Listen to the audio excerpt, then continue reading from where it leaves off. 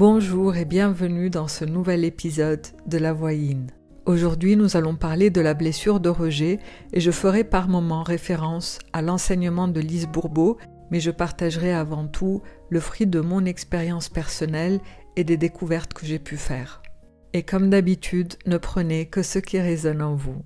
Cette blessure est la plus profonde de toutes. C'est celle qui a été réveillée en premier, selon Lise Bourbeau. En fait, ce qu'elle explique, c'est que cette blessure de rejet peut se réveiller dans le ventre maternel ou durant les premiers mois d'existence. Ce que Lise Bourbeau aussi explique, c'est que cette blessure de rejet peut se transformer en une blessure d'injustice. Ça, c'est l'enseignement de Lise. Mais selon mon expérience personnelle, en fait, cette transformation de la blessure de rejet va dépendre de notre point d'équilibre yin-yang. Et ce point d'équilibre évolue tout au long de notre vie. Il s'agit d'un point d'équilibre qui est d'abord intérieur et qui est aussi très personnel. Et ce que je constate, c'est que cette blessure de rejet, elle peut se transformer effectivement en blessure d'injustice, elle peut aussi se transformer en blessure d'invisibilité, elle peut aussi se transformer en blessure d'invisibilité qui se transforme en blessure d'injustice et elle peut aussi rester sous forme de blessure de rejet, mais la blessure d'invisibilité ou d'injustice va aussi se réveiller. Donc en fait, d'après mon expérience, nous avons toutes et tous les 6 blessures en nous et puis certaines vont rester en veille et d'autres vont se réveiller à la suite d'un événement. Lorsque j'ai lu le livre de Lise Bourbeau, je ne pensais pas qu'on pouvait avoir en même temps une blessure de rejet active et une blessure d'injustice active. Mais au fil des découvertes que j'ai pu faire, j'ai constaté que ces 2 blessures pouvaient coexister en même temps. J'y reviendrai plus tard pour nos fameux duos de blessures. Et pour l'instant, continuons à découvrir les caractéristiques de cette blessure de rejet.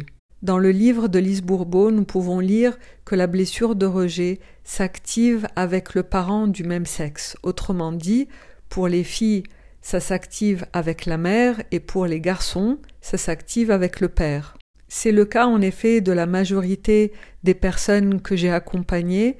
En revanche, ce que j'ai pu observer, c'est que cette blessure pouvait parfois être inversée. Quand je dis inversée, c'est en référence à l'enseignement de Lise. Autrement dit, j'ai observé que chez certaines femmes que j'ai accompagnées, cette blessure de rejet s'était réveillée avec le père et elle se joue avec les hommes de leur vie. Et c'est ce que j'ai appelé donc la blessure de rejet inversée. Continuons à explorer les caractéristiques de cette blessure de rejet. Physiquement, Lise Bourbeau nous explique que lorsqu'on est sous le joug de cette blessure de rejet, eh bien nous avons une forme du corps qui est particulièrement fine, voire même filiforme. Elle explique aussi que nous pouvons avoir une forme de fragilité. Mon observation personnelle m'a menée à voir qu'en fait, oui, effectivement, il y avait des fragilités. En revanche, le corps n'était pas toujours fin, n'était pas toujours filiforme. On pouvait avoir tous les types de corps, mais il y a cette fragilité en nous. C'est une fragilité qui se constate. Ça peut être par exemple une partie du corps qui est plus fragile que d'autres. Ça peut être par exemple les cheveux qui sont très fins. Ça peut être par exemple des maladies à répétition ou bien une sensation de ne pas être robuste face à des événements qui remuent sur le plan émotionnel. Même s'il s'agit de défis quotidiens anodins, on peut avoir une forme de fragilité qui se constate et qui est liée justement à cette blessure de rejet. Et puis j'ai aussi observé que lorsqu'on est sous le joug d'une blessure, eh bien il y a comme une voix qui sort, comme une phrase qui s'exprime, mais ce n'est pas la nôtre, c'est plutôt celle de notre blessure. Alors que dit cette blessure de rejet par exemple? Eh bien elle va dire une phrase du style « Prouve-moi que tu m'aimes inconditionnellement, quoi que je fasse ». Ça c'est un peu le cri de guerre de la blessure de rejet. Et puisque cette blessure de rejet veut des preuves de l'amour inconditionnel, elle va aller jusqu'à provoquer l'autre pour tester son amour. Et de ce fait, sous le joug de la blessure de rejet, on va peut-être faire des caprices, on va provoquer, on va pousser très loin pour aller voir et tester les limites de l'autre. C'est comme si on allait chercher la preuve que l'amour de l'autre avait des limites. Alors on va aller pousser juste pour voir, pour confirmer qu'effectivement, l'amour n'est pas inconditionnel. On va alors peut-être décider qu'en effet, puisque l'amour a des conditions, eh bien nous allons devenir irréprochables pour garder cette belle place qu'on veut conserver, ou bien on va se résigner et on va se dire que cet amour ne viendra jamais, que l'amour inconditionnel n'existe pas du tout, et ça va réveiller la blessure d'injustice. Et c'est comme ça qu'une blessure de rejet peut devenir une blessure d'invisibilité, peut devenir une blessure d'injustice, ou peut rester et être couplée à une blessure d'invisibilité ou à celle d'injustice. Mais que recherche à faire cette blessure de rejet avec son cri de guerre, avec sa recherche d'amour inconditionnel? Eh bien, elle est à la recherche du pilier solide contre lequel s'appuyer et duquel elle va puiser sa force intérieure. Donc lorsque nous sommes sous le joug d'une blessure de rejet, nous allons rechercher ce pilier solide, ce pilier fort qui va nous protéger et duquel on va puiser notre force intérieure. Et c'est pour ça que dès que nous rencontrons quelqu'un qui semble fort, solide, fiable, il y a quelque chose qui nous attire irrésistiblement vers elle ou vers lui. Mais ça, ce n'est ni de l'attirance physique, ni de l'amour.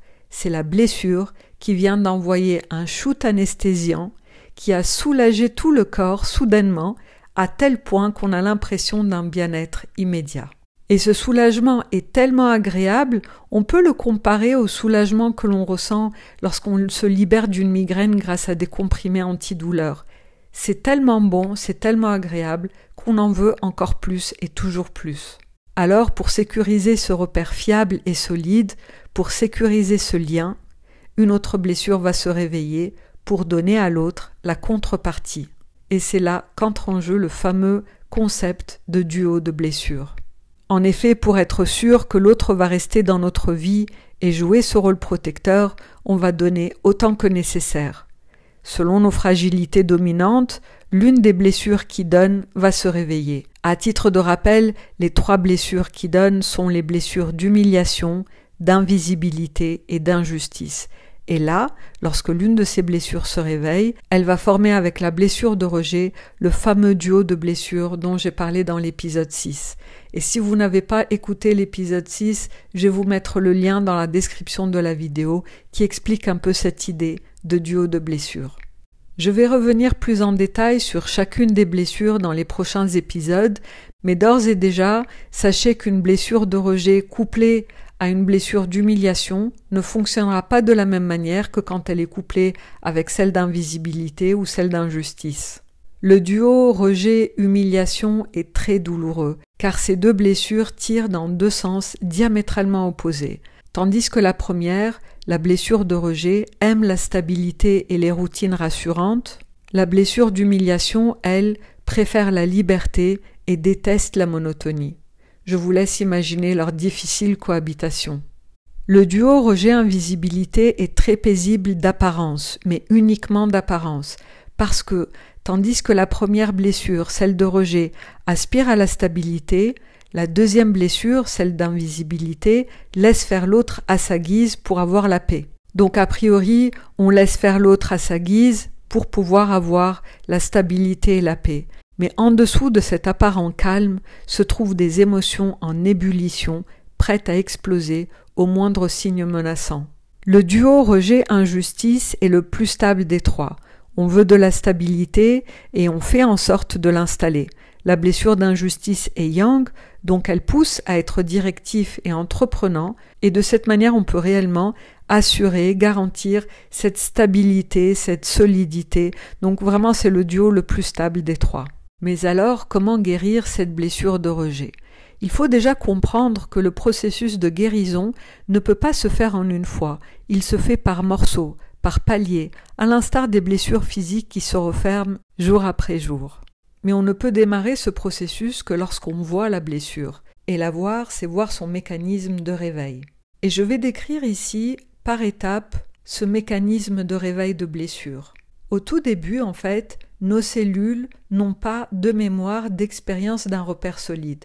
Cela arrive quand on a le sentiment de rejet dans le ventre maternel ou durant les premiers mois de notre vie. Et puisque mes cellules n'ont pas expérimenté ce repère solide, eh bien ce qui va se passer, c'est que ma structure énergétique va être bancale. Et c'est ça en fait qui réveille la blessure de rejet. Et lorsque notre blessure de rejet se réveille, eh bien elle veut se connecter à toute personne qui semble pouvoir compenser ce manque en nous, cette sensation de ne pas avoir un repère solide. Donc nous allons être attirés par des personnes qui nous donnent la sensation qu'ils sont vraiment des repères solides, fiables et forts. Et cette blessure qui cherche à se connecter à ce type de personne-là, eh bien, elle va nous faire sentir comme si on était attiré. On va peut-être croire que c'est de l'amour, alors que c'est juste un appel d'anesthésie de cette blessure de rejet. Parce que la blessure de rejet va être soulagée, elle va s'apaiser, elle va se calmer lorsqu'il y a une personne fiable et solide, ce repère solide dans notre vie, mais en réalité, ce n'est pas de l'apaisement en profondeur, c'est juste de l'anesthésie. Et nous, on va penser qu'on est vraiment attiré ou qu'on aime cette personne, mais c'est un leurre. Et c'est à ce moment-là que selon le principe de la réciprocité énergétique qui régit toutes nos relations, nous allons commencer à donner ou à laisser faire l'autre selon ses préférences, tout ça pour recevoir ce que nous désirons, c'est-à-dire ce repère solide. Et c'est comme si à ce moment-là se déclenchait quelque chose en nous, un programme qui va commencer à nous pousser à donner et à laisser faire. Et tandis qu'on donne et qu'on laisse faire l'autre, si l'autre ne peut pas ou ne veut pas nous donner ce que nous désirons, nous allons finir par nous épuiser. Et à ce stade, la relation devient toxique pour nous, parce que tout ce qui épuise notre énergie est toxique pour nous.